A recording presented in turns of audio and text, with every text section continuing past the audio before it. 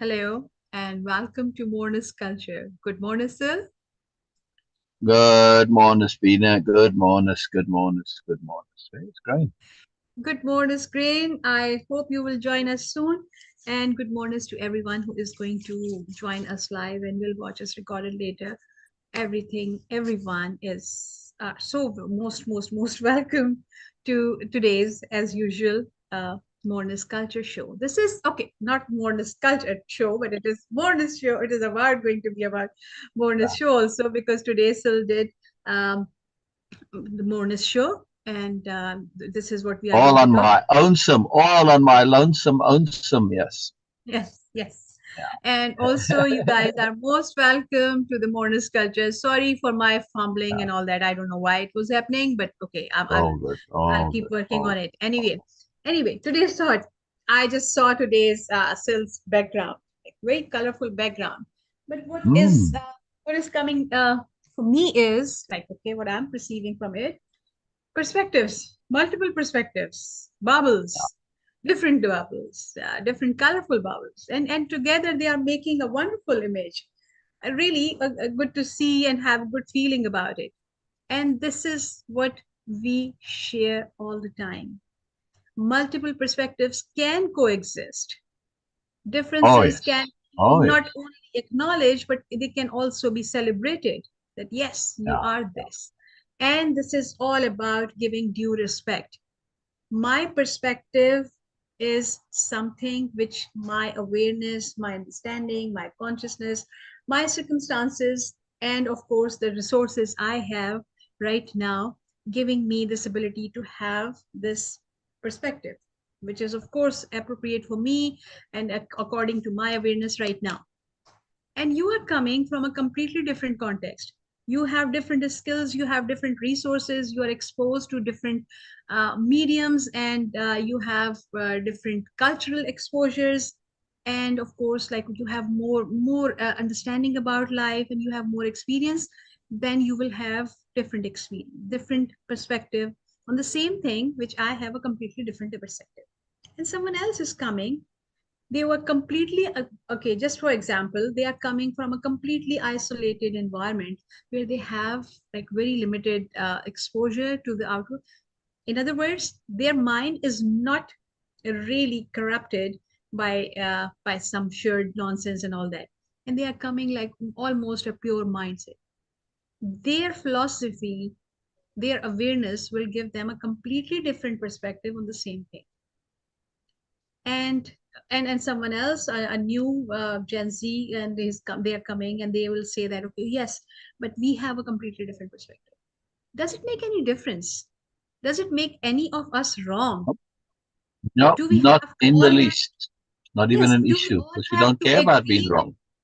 do we all have to agree with everyone's perspective? No. But what the only thing we can do is we can give due respect, Yeah, because right now we are ending, almost ending in the winter is ending here in most of the world, but the Aussies are still of course having summer and they are going to have winter. So this is a completely different perspective. If that yeah. person is wearing a snow jacket or and doing something completely appropriate in winter, uh, are we going to say that oh no, they're wrong? No, they Idiotic. are right. Exactly. Yes, they are right according Yeah, to their situation. So their perspective of the world is right now is different than rest of the world. But exactly. it doesn't make them wrong. Exactly. This is what Exactly. the I love core the essence Spina. of, Oh, this is the core essence of giving due respect to each other. That exactly. your perspective, which can be completely Right. opposite to my perspective, can coexist. We can live our life according to our perspective. We can share, capital Yeah. S, share. And then if we find that, oh yes, okay, we can create a new perspective with the mutual understanding of me and you, and then we have a completely different perspective, the third one. And then of Yeah. course we can have more, and then this is how the life goes. This is how the awareness grows. This is the magic of impeccability. This is the magic of Moreness culture. And today, Exactly. Exactly. Today, the background of cell is representing multiple perspectives coexistence. Exactly, exactly, exactly. And when we understand, and not just understand, but appreciate the beauty, Exactly. the magic, the awesome, the wonder, the moreness of multiple perspectives, we start to understand why Moreness culture celebrates difference. Hmm. Yeah? Because, all right, let's say to do a repeat back of what Venus said, we've got people all over the world, right, that are part of our group and potentially watching. Yes. So everybody in Yes. your particular place in the world, I ask you, what is your perspective on the world? Just okay, let's just take a physical perspective. Look out the window and give me your perspective on the world. It's going to be different for Exactly. everybody. To say right or wrong, better or worse, it's nonsensical. Yeah. So I say, Yes. wonderful, and you tell me all about your particular perspective. Okay, whatever's going on here, and this culture, this whatever, it's all different. It is magical. It is just moreness. It's wonderful. People are likewise the same. We may be in the physically the same space, but that doesn't mean that we see the world the same way because we are different people. Yeah. See, so when we Yes. focus on perspectives rather than opinions and beliefs, we've got a whole new ball game. Yeah? Exactly. And when we Exactly. start to put all of those perspectives together, we start to understand the world. See, we understand Yes. life, we understand, character, we understand values. When it's the accumulation of perspectives that builds the whole. We cannot understand the world from a single perspective. Yeah? It's not possible. There's no way to see the world in. You have to have multiple perspectives, right? So this is the magic of life, of understanding. It is it is adding those perspectives together and creating a whole other. This is Moreness Yes. culture, and superiority paradigm culture. It celebrates the single perspective because look, I'm important. I'm important. It's all about important. Well, your perspective is just one, and it doesn't mean much, right? Single perspectives don't mean a lot. Yes, you can have an insight. You can share where you've put it together and you say, wow, okay, this is what I think the whole looks like. Okay, that might be valuable. But again, it's reliant on multiple perspectives, right? We mustn't get too carried away with our own egos.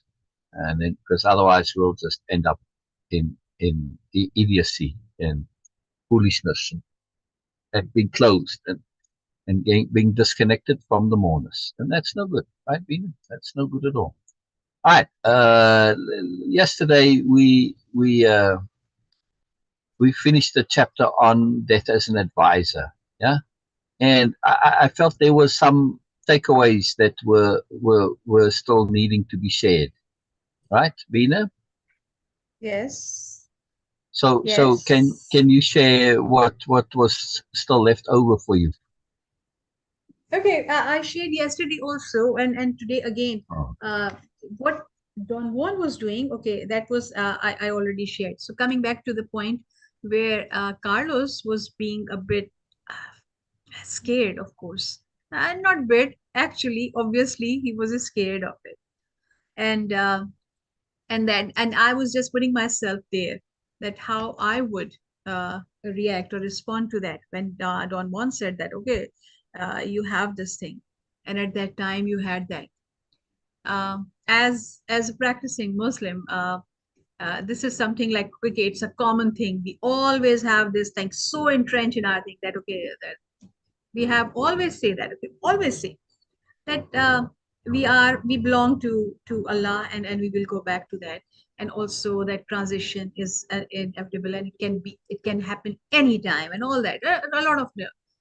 But it's still, but it's still, I was feeling like, yes, Carlos, I understand that.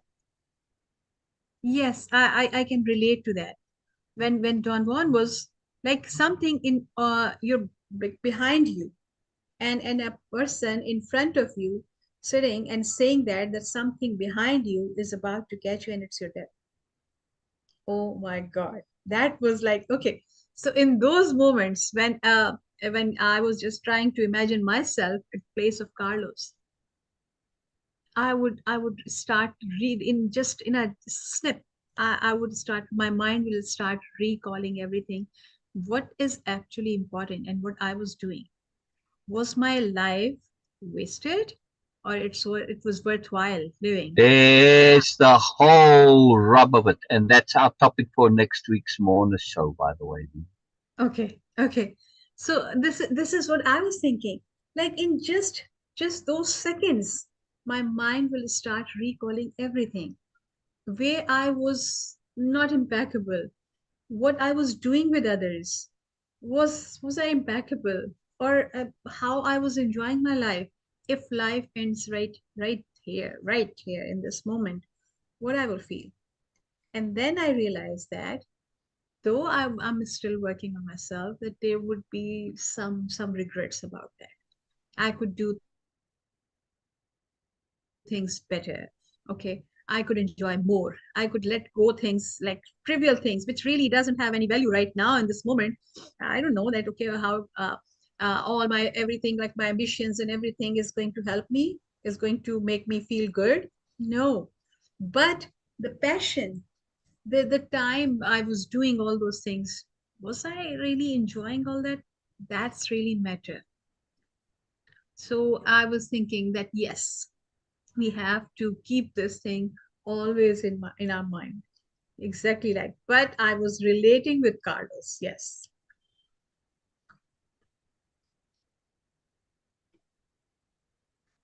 I was Oh, feeling. brilliant, brilliant, brilliant, brilliant. So this is, to understand, to use death as an advisor. People get a bit stuck on death, and it's like, oh, negative. But Hmm. really, it is say, all right, let's go rather, like in the olden days, back in the way back, like the Greeks used to like doing this. They would um they would take an abstract quality and give it a personality, a character, right? They would personalize it, make it into a person. Like, for instance, death, right? Death is a figure and all this. Uh, but we can do the same thing with time, okay?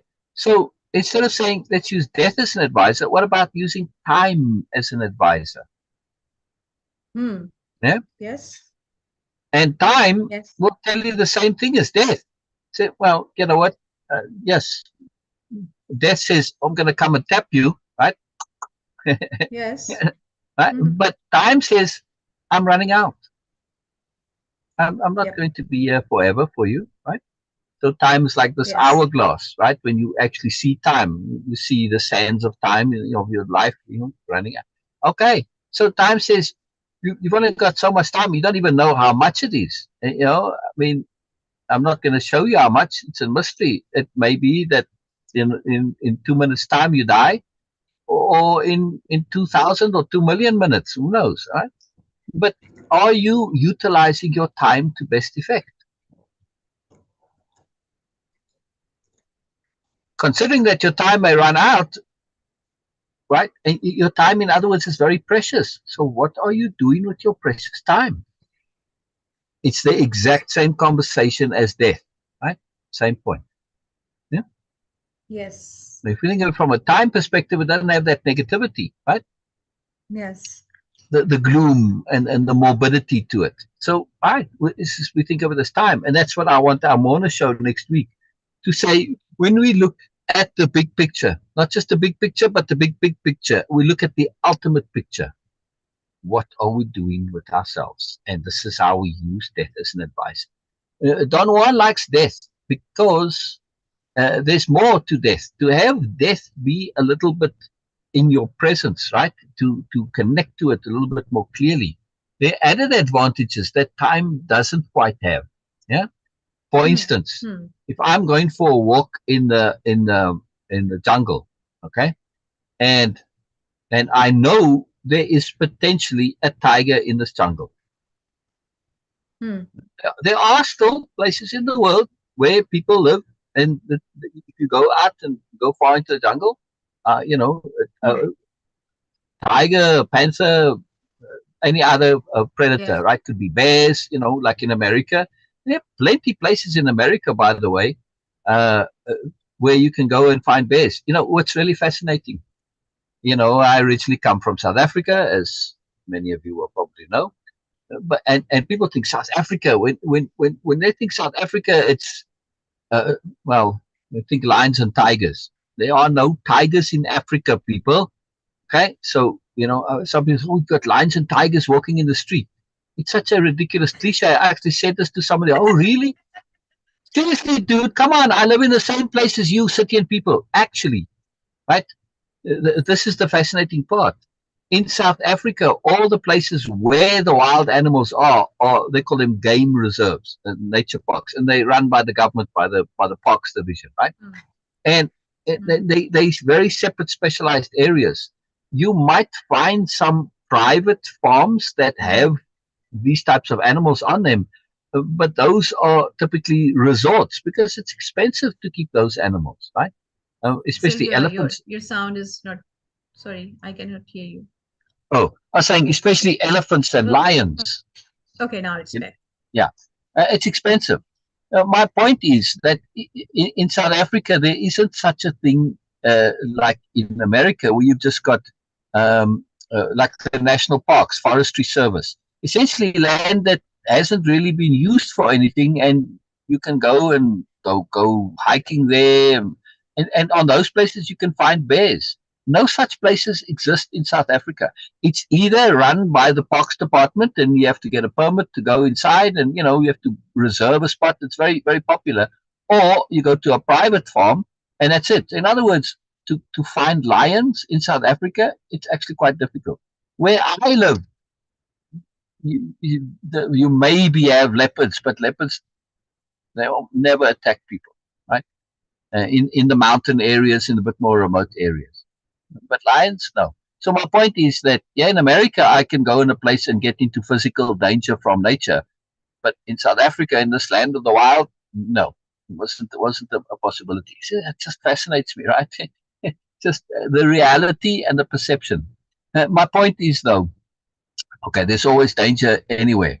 But like even here where I'm living now, bears aren't here, but there are mountain lions potentially. Now, mountain lions, again, they don't typically attack people, but they can, if they get trapped or protecting their babies or whatever. My point about death is that if I go walking, let's just say I go walking with somebody, yes, and we're walking over here by me, we go up into the mountains, into a place where there's not many people here.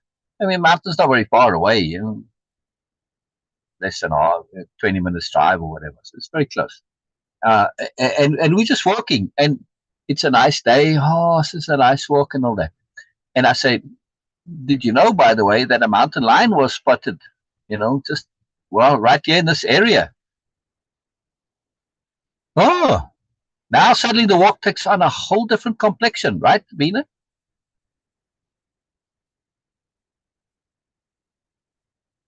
Sorry, I was muted. Yes. Now, yes. I'm saying now, yes.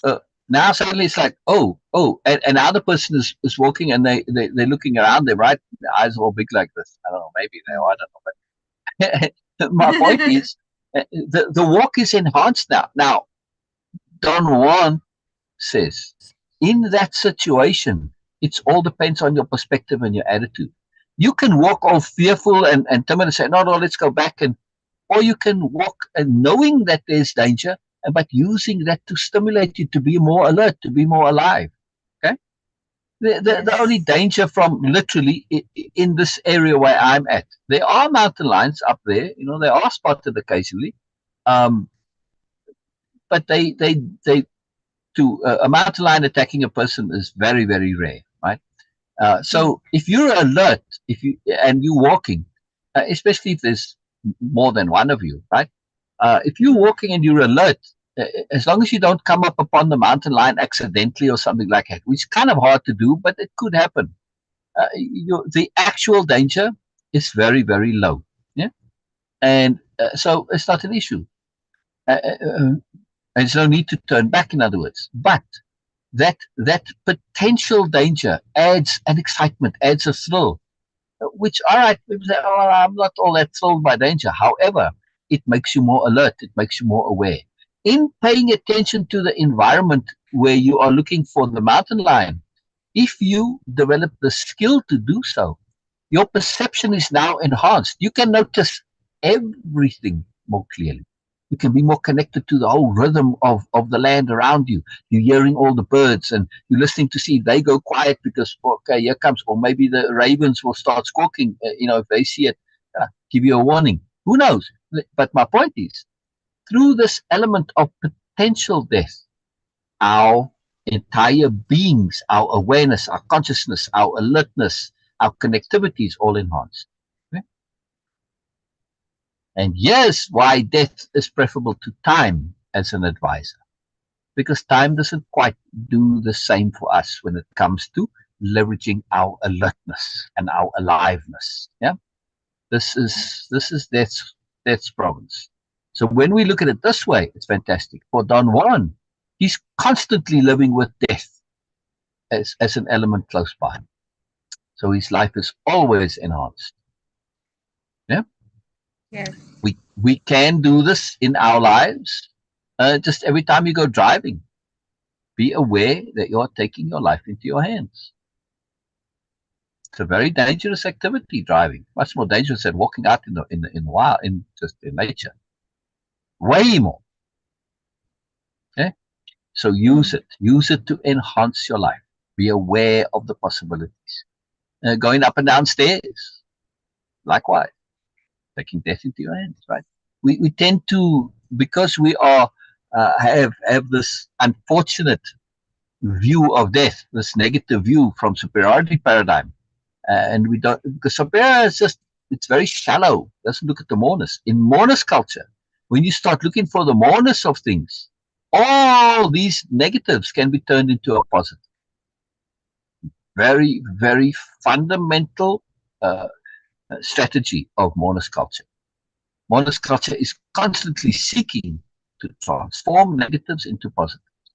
Instead of that potential death being a negative and making your walk out in the nature there, the mountain line, potentially a whole miserable thing, or I'm all afraid and scared. And no, I'm alive, I'm alert, I'm seeing all of nature, I'm connected, I feel the rhythm of it. And that just that feeling of being alive, this is a magical feeling, right? Yeah. So when you live on the cusp like that, on the edge, of course, we're leveraging the danger, we're enhancing it deliberately, we're being strategic. Yes. Yes. The danger is actually relatively very small, but it's very real, it's very potential. And we have to understand our brains. With the mountain lion, we can easily feel that leverage pressure. With driving, we don't really feel it. Even though statistically, driving is, it's like, I don't know how many zillion times more dangerous than getting the likelihood of you dying from a car accident so much higher than it is of walking, of dying of a heart attack. All these things much more likely. Dying prematurely, yes, and not natural death. So premature death from this mountain lion, very low down on the list of things. Likewise with sharks, people are ridiculously afraid of sharks. On average, 6 people a year. 6 people a year in the whole wide world die of shark attack. Did you hear that statistic, Bina? Yes. Yes. In the whole wide world, people who actually die from shark attacks, not being, sometimes they get munched a bit, yeah, but actually people who die. 6 people a year on average. That was the last time I checked. May have changed because the world's population went up. Okay, maybe Yes. 7, 8, 9 or 10.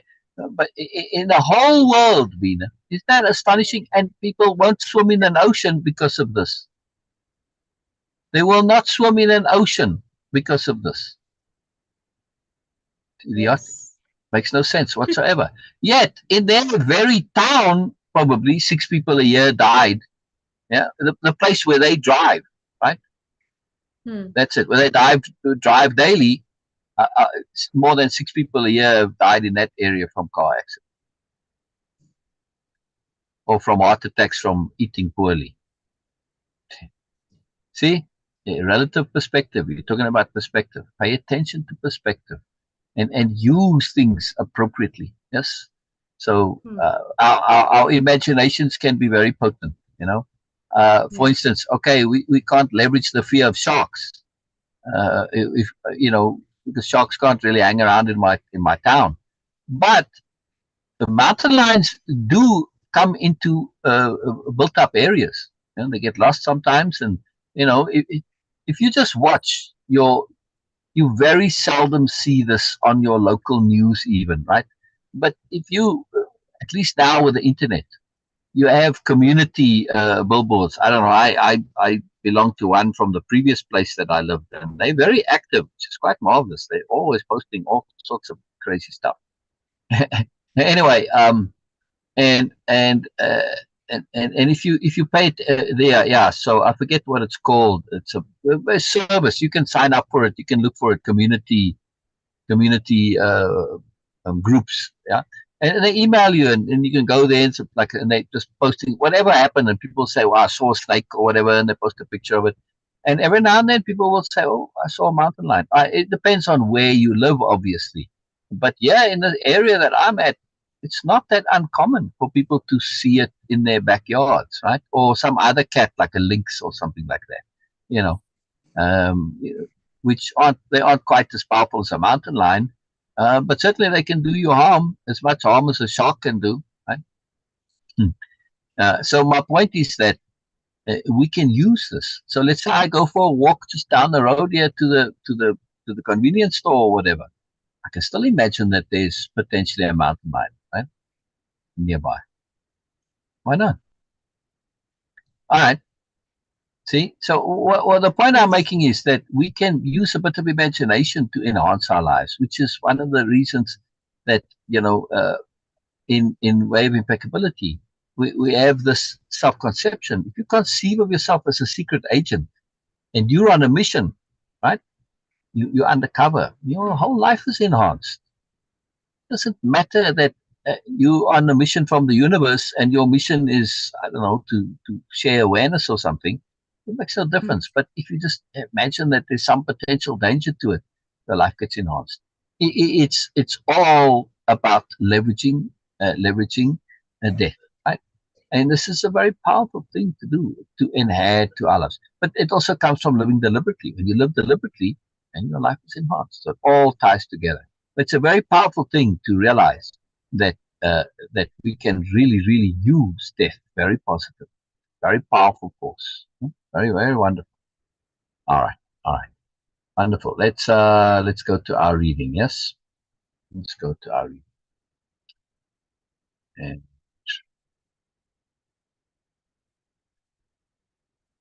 very good, very good.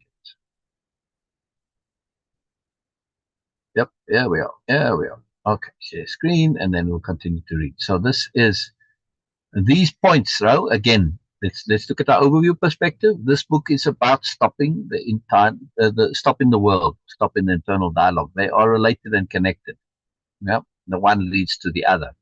Stopping the internal dialogue will lead to stopping the world, and and each of these chapters is a technique for doing that. The first one, not really, but the rest are, and because they lead you to not be so immersed in the bubble of inanity.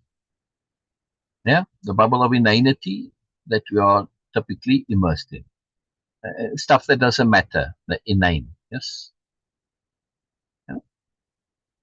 That has very little value or importance. Yeah, and importance to us as sentient beings, not important in the terms of like political importance and that kind of importance. Yeah. All right, so assuming responsibility. This is a huge deal, and I come at it in a very particular way in Way of Impeccability, and we'll go over that at the end. But this is a very big point, right? Okay, so now also, by the way, in the last chapter, the last time Carlos and Don Juan were interacting, it was in January.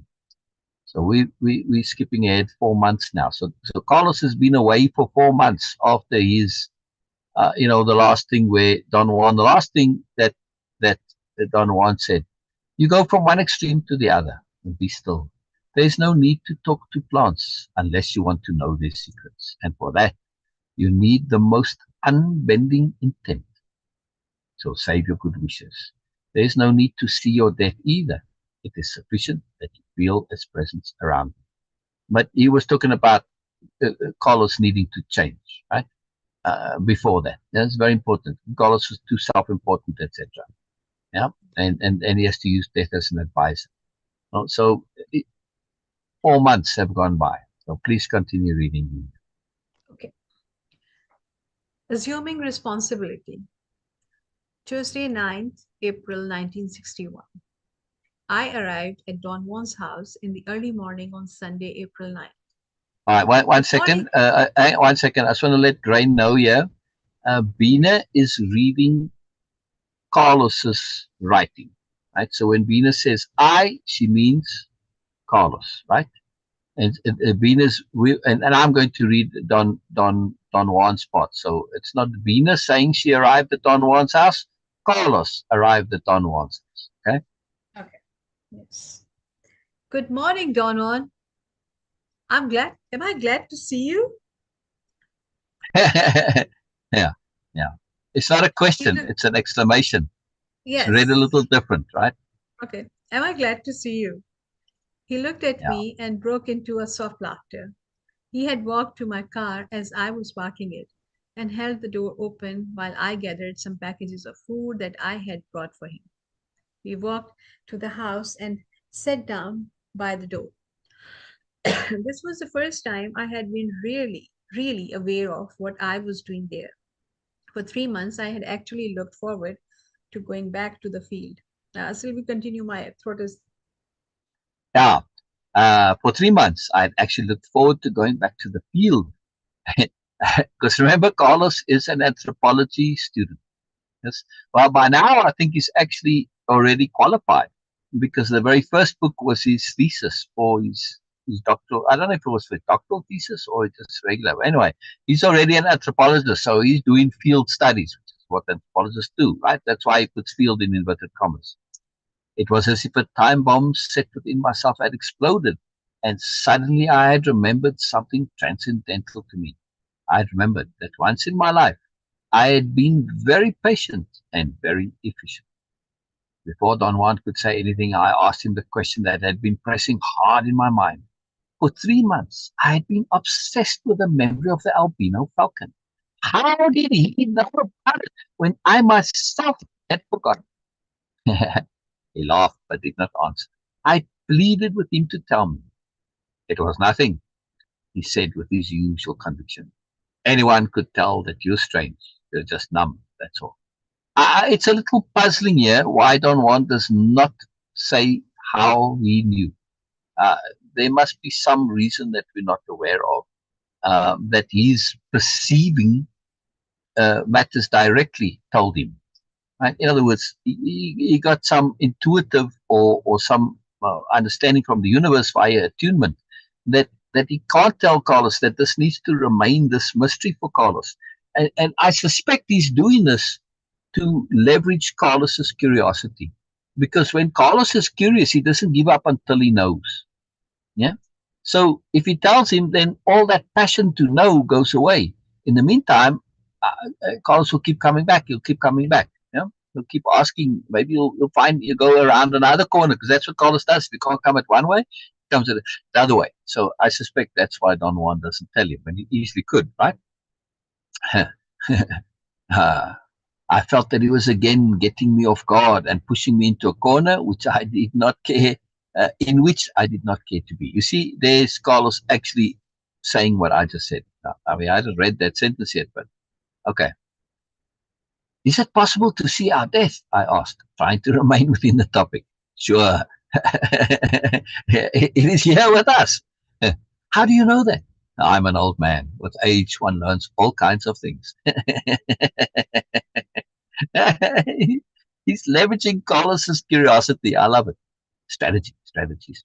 Don Juan is the ultimate strategist. Yes, got to be. We have to be. Without strategy, we're dead in the water. To quote Don Juan. I know lots of people, but they have never learned this. How come you did? Well, let's say I know all kinds of things because I don't have a personal history, and because I don't feel more important than anything else, and because my death is sitting with me right here. Look what Don Juan just did right there. He did a repeat back. Yes, he doesn't mention reaffirmations from the world because, well, Carlos, it was interesting to him, but it's not really a technique. Yeah, it's not a technique for knowing things. It's not a technique that enhances you and leverages you. All right, so you say, but how is erasing personal history and getting rid of self-importance and using death as an advisor? How does that get you to know things? It gets you to use your energy more efficiently and more effectively and more focused and more purposefully. That's how. By the simple fact of not being always consumed with your self-importance and consumed with maintaining your personal history. Yeah. Just by ceasing to do that, you suddenly have all this free energy and attention that's going to go somewhere, and you're going to actually learn stuff instead of just looping with inside your bubble, bouncing off the walls of your own bubble and getting absolutely nowhere. Yeah. Just spinning in the same place. You're a hamster on the wheel, going nowhere. But you think you're very busy, but you're on a hamster on the wheel. Yeah. The moment you hop off that hamster wheel, you actually start really exploring, really figuring stuff out. You're going to get to know stuff, right? Very nice. And then when you enhance that with using death as an advisor, you get to know stuff that matters. What is death going to tell you, and what is death as well? Let's use death specifically. You say, well, Yes. okay, time. I had a chat with time, and time said death is very important. Well, for me, I got time is precious from death. When I was 11 years old, I really thought about death, thought all the way through to the end, and that was my takeaway. Time is precious. Yeah. So if time is precious, what are you going to do with your time? Am I going to waste it learning the capitals of every country in the world? Mm. I know sometimes I see people that, I use this as an example because, I don't know, people show off about this sometimes that, well, they know all the capitals of every country in the world. And it's some kind of an accomplishment. Right? Maybe it's a feat of memory in days before Google, but in today's world, it just seems absolutely absurd when you have Google, right? I mean, what do I need to remember this for? All right, yeah, sometimes it is convenient to not have to look things up when you're hearing a story on the news or whatever. Yeah, but still, it's not an essential skill, even back in the day before Google, right? Before the internet. But yet people spent their time and effort learning this stuff, right? And Yes. okay, I use that as one example, but there are many other things that they did. Does it really make a difference to your life in the context of death? Death says, what are you wasting your time with this stuff? Or you got me to figure out. Yeah. You have no clue what I am. You have no clue about me. You know nothing at all about me. And your time is precious. Don't be wasting it on stuff that doesn't matter. Me, I matter. Yeah. So it's not about being death obsessed. It's actually about being life obsessed. If we figure out death, we also figure out life. Yeah. Furthermore, I say, okay, that says, well, you're going to tap me anyway. Therefore, I'm going to spend my time living my fullest. And if I'm really strategic, I'm going to not only live my fullest in this life, but living my fullest, if I can at the same time combine living to my fullest with figuring you out, then I'm covered both ways. Yeah. Should there be nothing at death, I've lived a wonderful life. And should there be something, then I'm prepared for that too. This is Way-Of-Impeccability, the ultimate strength. Yeah? Very, very important. All right. So again, I love this that Don Juan does this recap. Yes, he does a repeat back. Yeah. Well, let's say that I know all kinds of things because I don't have a personal history, and because I don't feel more important than anything else, and because my death is sitting with me right here. He extended his left arm and moved his fingers as if he were actually petting something. Hello. I knew where he was leading me. The old devil was going to clobber me again, probably with my self-importance. But I did not mind this time. a memory that once I had had a superb patience had filled me with a strange, quiet euphoria that had dispelled most of my feelings of nervousness and intolerance toward Don Juan. What I felt instead was a sensation of wonder about his acts. Patience is not one of uh, these these uh, these topics, these focus points, the character headings. But to me, it should be patience is a superpower. Patience is a superpower.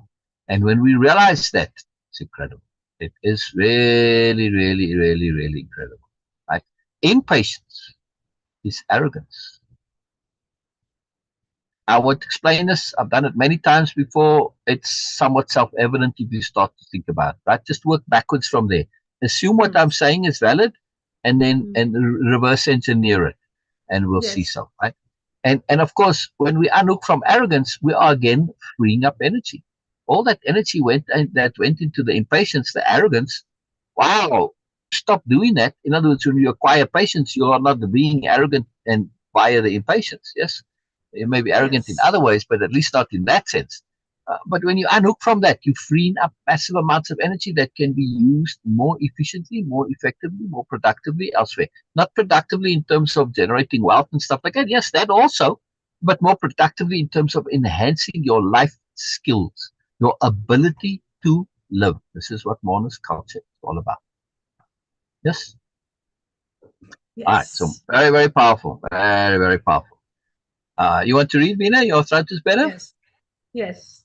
All right. Actually, I Let me was just. I was eating almonds and walnuts, and then it was just like, I don't know what happened to my throat, and I was like, You were squirreling. You were squirreling, in other words.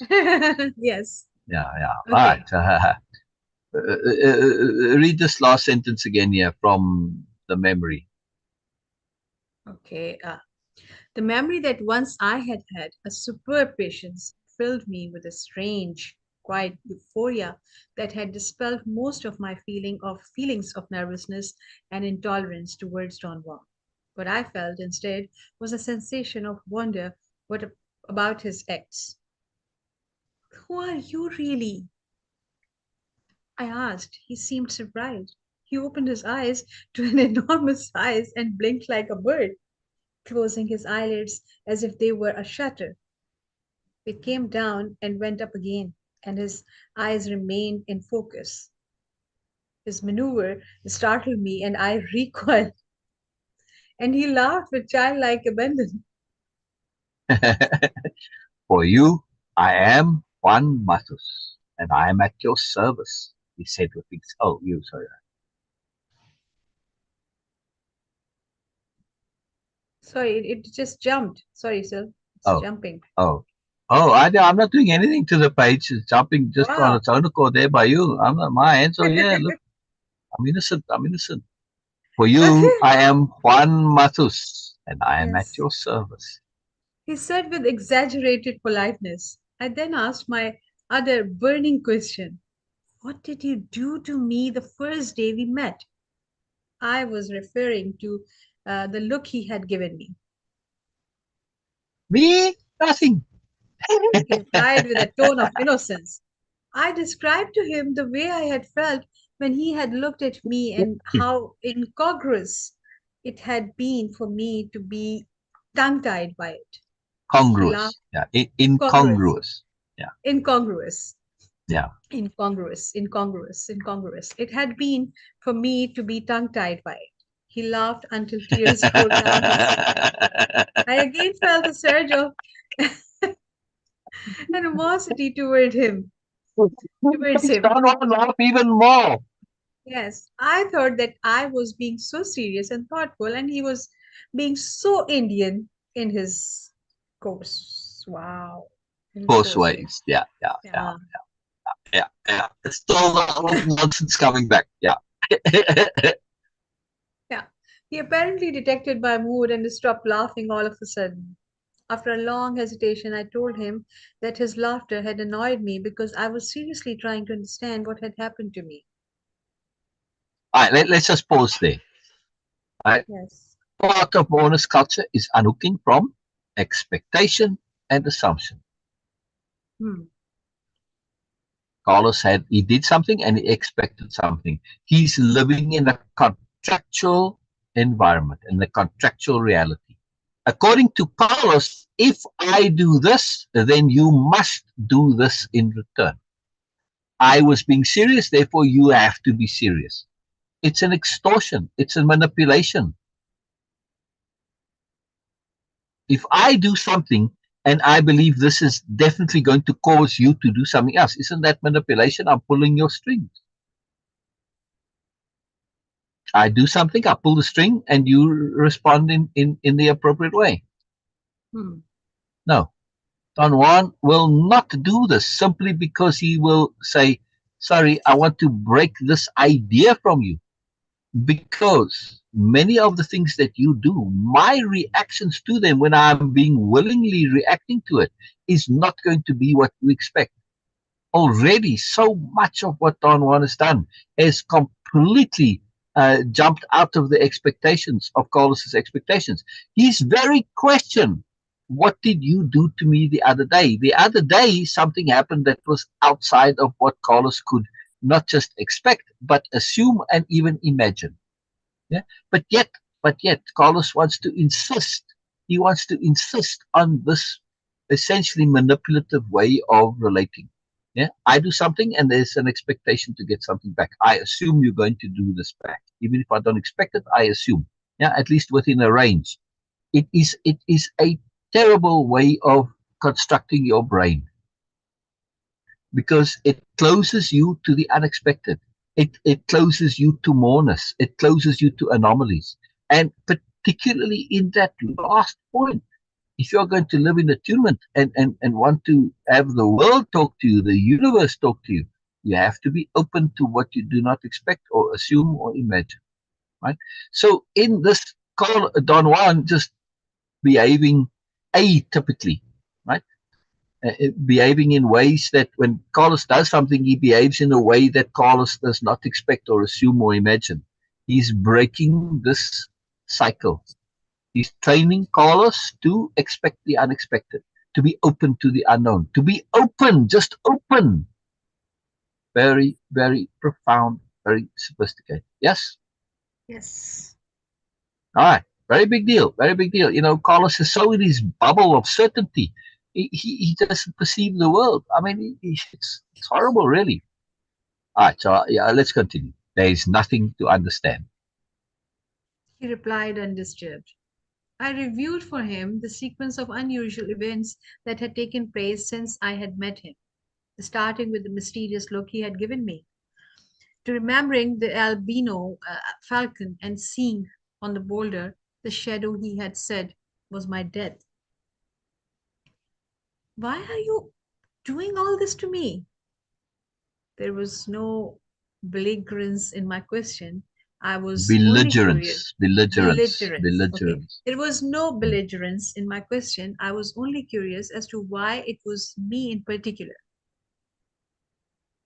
You asked me to tell you what I know about plants. I noticed a tinge of sarcasm in his voice. He sounded as if he were humoring me. But what you have told me so far has nothing to do with plants. I protested. His reply was that it took time to learn about them. My feeling was that it was useless to argue with him. I Let's just realized stop then, there for a second, right? Let's just stop yes, there for a second. And yes, again, look at Don Juan is leveraging Carlos's interest. He was interested about plants. Yeah? And that interest, in order to get to what Carlos wants, he's willing to do a lot of other stuff. Don Juan knows this, and he keeps teaching him other stuff, saying, "We'll get to the plants, but first you have to do this." So Carlos is interested because of his motivation being connected to the plants. The exact same thing I've talked about it many times, especially in all the stories I've written and all this, right? About leveraging play and how you can see this in like the MMOs, which are very complex, complicated games, yes, or any online video game, the modern ones. They excessively complicated. They take years to learn how to really play to the maximum. And yet people will make inordinate efforts to learn things that are additional. No, they aren't directly about the game. You know, like in the case of World of Warcraft, you learn how to write macros, which is basic programming. Yeah, you don't have to do that to play the game, but it does enhance your ability to play the game. But it's a side study that you have to do in order to get to your goal. Yeah, the person isn't interested in coding and programming. If it wasn't part of the game, they wouldn't do it. Yeah? But they do it, and they put a lot of energy and effort into it because the motivation pulls them in exactly the same way. Carlos isn't interested about acquiring patience, for instance, yeah, or losing his self-importance. That was never on his agenda. And he wanted he came to Don Juan from an anthropological point of view, specifically to learn about psychotropic plants. Not any plants. Let's make this very clear. Carlos's interest isn't in plants in general. He's not a horticulturist or nature. No, he wants to know about psychotropic plants. Yeah? He doesn't say that, but that's his agenda, right? Because this is the 60s. Stuff is starting to become an issue, right? Become a big deal. It's going to come into the mainstream a little bit later, but it's already in academic circles. This is a big deal, right? And he's on the vanguard of the stuff now. So, but his interest gets him to do things he would never otherwise do. Yeah. And again, right, when you understand this, and especially with parents with children, leverage their passion. Yeah. And understand that when kids follow their passion, they will learn other things in order to satisfy their passion, like with the gaming. Yes. And when you connect the two, just gaming, you need to have basic math skills. Yeah, you can't calculate your DPS if you don't have math skills. That actually requires fairly sophisticated math skills.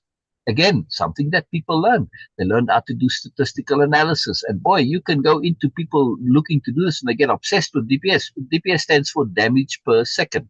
So already that is a sophisticated ratio there, right? It's not just simple maths like my damage is 500. Well, that doesn't matter. If you took a whole day to do 500 damage, what does that matter? You want to do 500 per second. All right, well, now you got something, just for argument's sake. So you see what I mean? If you want to excel at the game, you need to learn other things. Same way, you want to compete, be in a team and you're doing a team thing, you need to be able to communicate. You need to have language, have communication skills, right? So you need to learn the basics in order to get your goal. But in our schools, we are taught math, and it's like, I can't see the point of this. Well, make it when you have a need for it. Learn it then. When you have a need and your need is coming from the passion, now you learn it with joy. You enjoy learning it. You're eager to learn it. You put all your energy into it because I have to know the stuff. I have to know the stuff.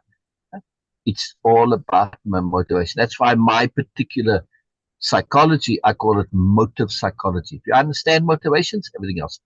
Right? Everything else. Very simple. Very simple. All right. Motivations can, of course, get very layered and very complex, but keep it simple. All right. Please continue, Bina.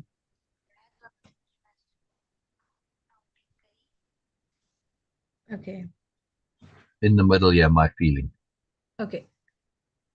My feeling was that it was useless to argue with him. I realized that then the total idiocy of idiocy, yes, idiocy of the easy and absurd resolutions. Wow, I realized then the total idiocy of the easy and absurd resolutions I had made. While I was at home, I had promised myself that I was never going to lose my temper or feel annoyed with Don Juan. In the actual situation, however, the minute he rebuffed me, I had another attack of peevishness. I felt there Yeah. was no way for me to interact with him, and that angered me. All right. 1 second. 1 second. Yeah. So since we are looking at this point from a motivation point of view, why does Carlos's uh, uh, well, they were intentions, right? His intentions, not intent, his intentions to not get angered. Why didn't it actually work?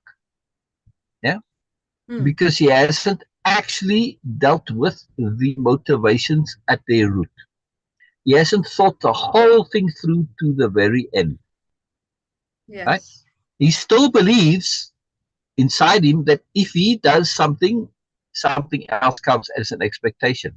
As long as that criteria is still present within him, when that breaks down, then what do? You get upset, you get angry, right?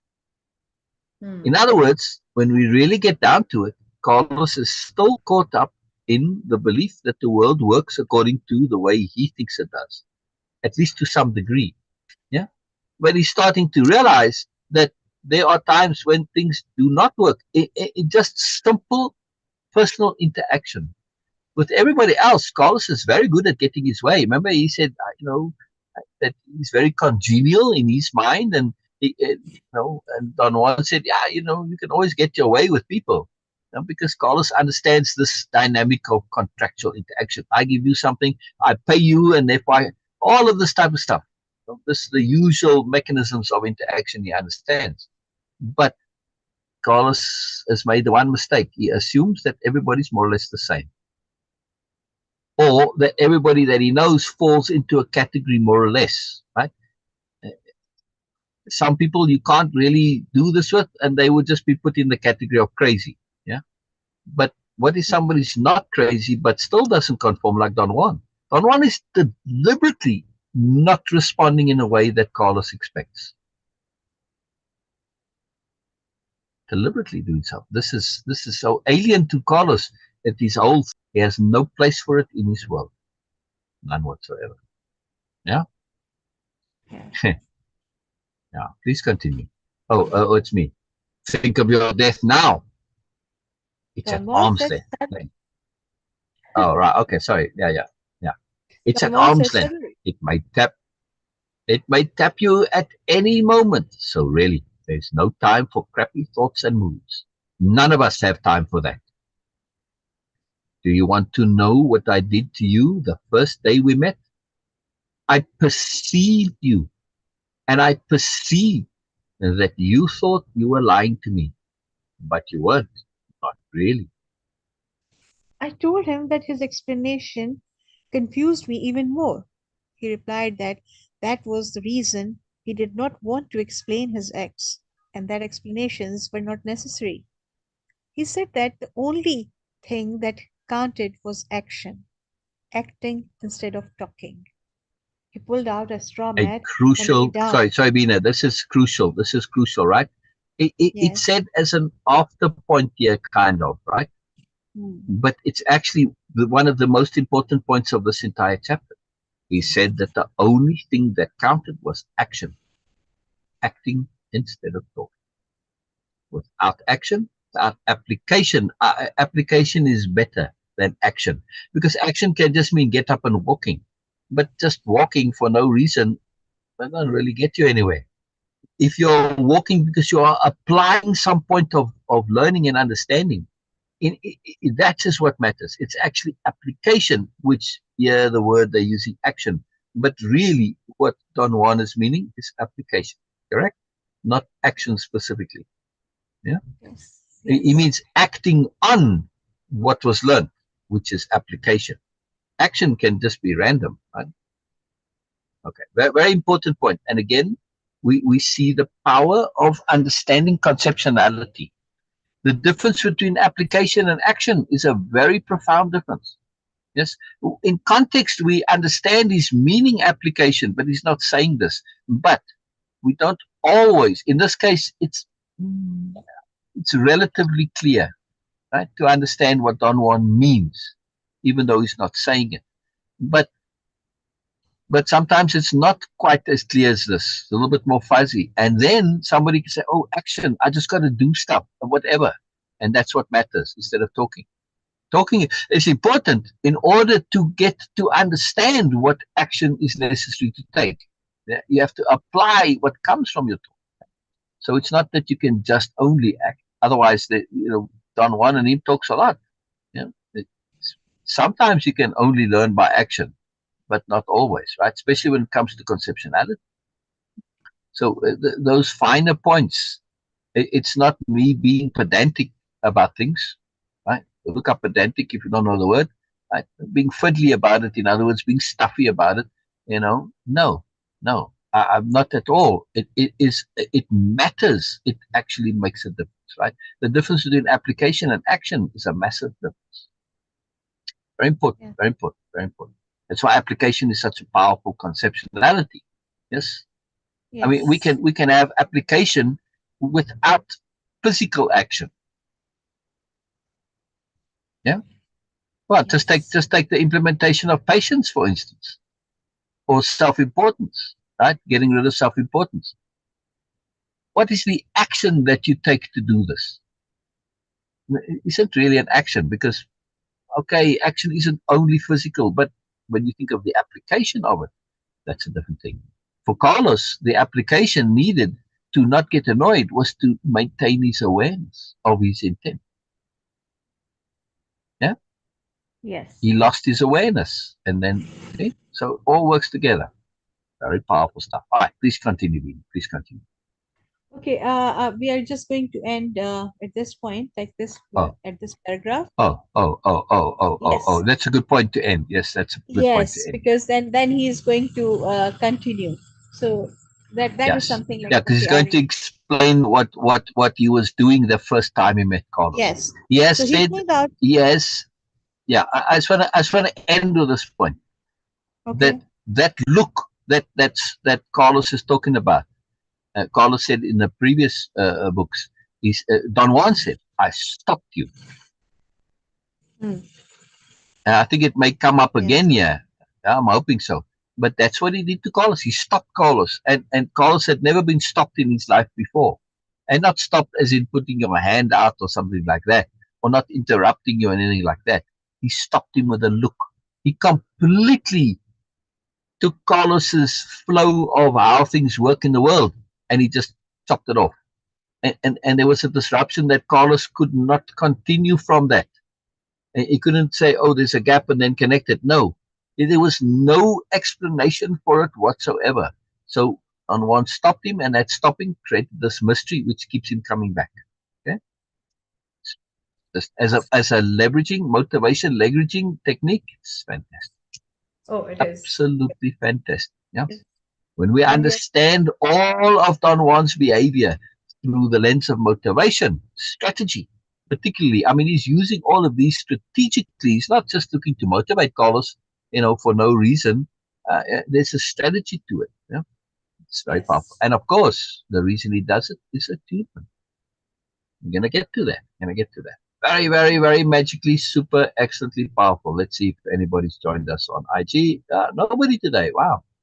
Interesting. Wow, this is interesting. This is interesting. Just the way the world works. Sometimes there is, sometimes there isn't. It doesn't Yeah. matter to us, by the way.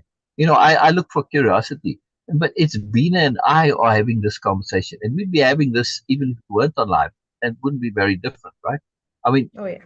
the fact that somebody can be there, yes, I do expand my sharing simply because of my innate politeness and courtesy to be inclusive. I don't want to be talking in such a way that I'm potentially excluding someone, right?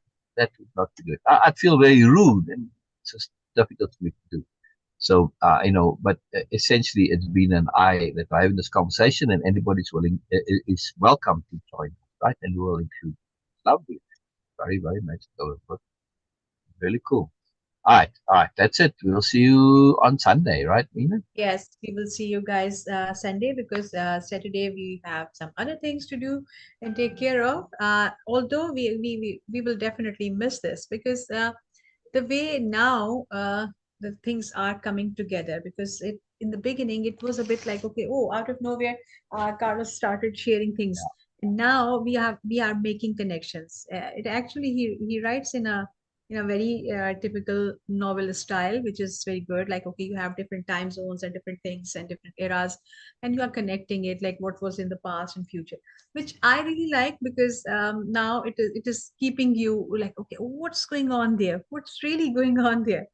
And what Don Juan is doing with him now, it is making more sense, of course, in a normal Yeah. way, in a normal, okay, usual, regular way. Right. What Right. Carlos was struggling, um, it is also yes, ideally we have to be open to explore moreness, and to be really open for the newness also. But unfortunately, we are not.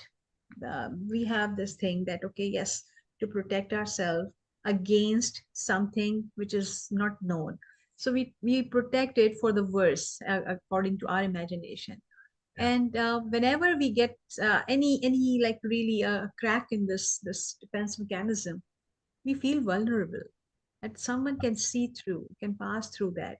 And this is something like my defense mechanism is not working anymore. That feeling, it makes us feel like, oh, I'm vulnerable, which means that Yeah. if person, okay, in this case, Don Juan is not an enemy, but anything can happen. If this is how we preempt, and this is how we build up our defense mechanism, like, okay, yes, I need to protect myself. All creating the facade and everything is just because of that we want to stay connected, but also always want to be protected from anyone, any trespassing, any invasion, and all these things, which is a very tricky part. To go beyond that, really, it took a lot of energy to keeping your facade, to keeping intact your persona, and all these Yeah. things. It Yeah. takes a lot of energy. But I also agree with that it is in some situation for people, it was sometimes, yes, it can be appropriate also to have something, Everything is unless appropriate or in some way or another. Yeah. yes, unless or until you acquire some skills. And how you can have skills? By having tools. How you can have tools? Of course, you need to learn and grow, and of course, make yourself able to create your own tools. And Way of Impeccability is a toolbox. Can Exactly. It's a toolbox that contains a tool making machine. Yes. And these tools are really, really necessary to go beyond and above those keeping your security, and don't feel safe, and all these things, the defense Yeah. mechanism, the primitive mindset. To go beyond that, you need tools. And Exactly. to having those Exactly. tools and skills, you need to Yeah. learn and grow. And of Yeah. course, you need structured learning, not just random learning by scrolling through internet. You need some structured learning. We all need that. Right. This is, I'm not saying you need that while like you Right. should do something. No. And anyone who is trying to, who is willing to learn and grow, there is something called structured learning and growing. This is what we want. Yeah. We cannot Yeah. just Yeah. grow like bushes and weeds like anywhere, which is not bad, but of course Yeah. we need a Yeah. structured thing. And it's So again same as to the other thing I was thinking about, that that question was really a puzzling question for me in my late teens, you can say that. When someone says explain the architecture, and I was like, what is this? And it was like, what it means, and we were trying to understand that what actually is. Same applies to Moreness-Culture. When you have structured, organized learning and growing, it means that you, whatever you are building, have some architecture there, which is not limiting, but it has something which is going to make it more functional, more utilizable, more accessible for you. accessible. That's, Yes. yeah, Yes. So this very is what important. this Yeah. learning and growing is all about. Thank you. So, and this is what And Moreness-Culture it's is also about. character training. Look at Carlos and look at the problems in his character. Not just Yes. his skills and abilities, those also, but his character.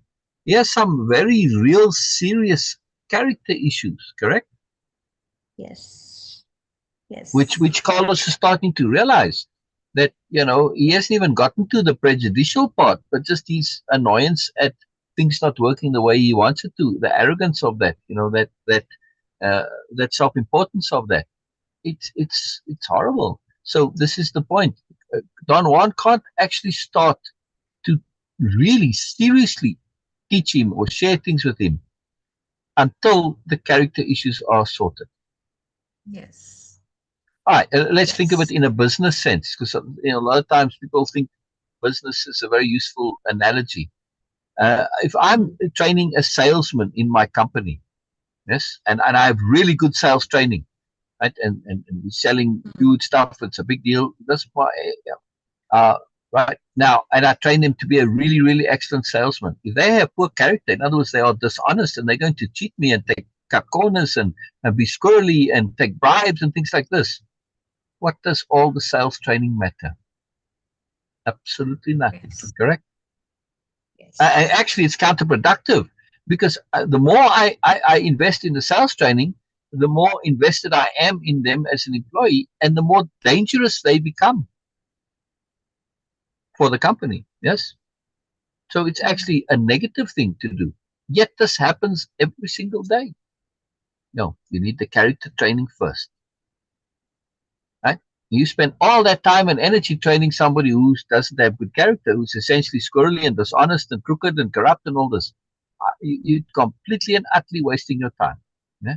Now, if you know from the start that they don't have this character, and I'm not saying necessarily that Carlos is dishonest in that sense, but he's dishonest with himself a little bit sometimes, yes, about things, or he's just unaware.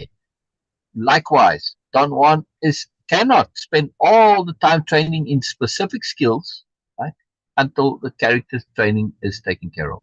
This applies to everything in life, which is why we have to start with character training. Take patience, for instance. You can learn all of these skills and abilities, but if you don't have the patience, you're going to get angry and annoyed and stressed and bothered, and it all falls apart. See? It's Yes. about priorities that make a massive difference. No way Don Juan can teach him about the plants until the basic character issues are addressed. Yeah?